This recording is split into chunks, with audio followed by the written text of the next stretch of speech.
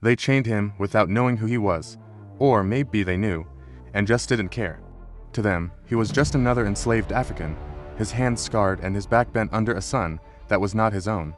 But what they couldn't see was that this man had once been a scholar, a nobleman, a son of African royalty, and for years, the world forgot his name.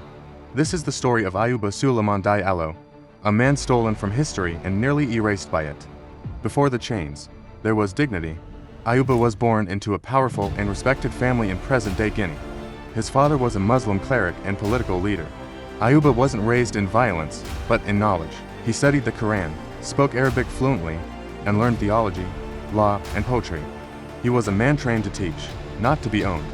But history has a cruel way of choosing its victims. In 1731, Ayuba set out on a routine trading trip. He wasn't afraid.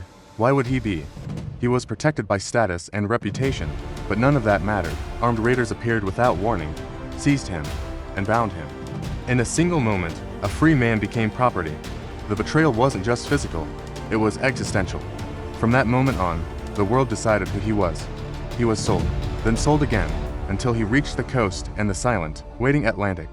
On the ship, chains replaced names, and the Middle Passage swallowed identity whole. When the ship finally docked in Maryland, he was assigned a new name, Job Ben Solomon, and sent to work the tobacco fields. A scholar forced into silence, and yet, something about him disturbed his captors. He refused pork and alcohol. He prayed every single day, even when beaten. They thought his silence meant obedience, but they were wrong.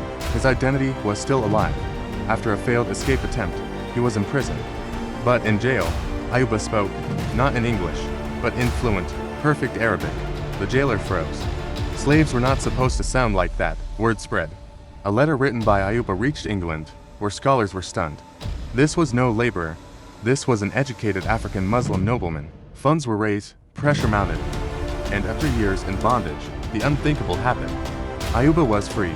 He traveled to England, sat among intellectuals, and wrote Arabic manuscripts from memory.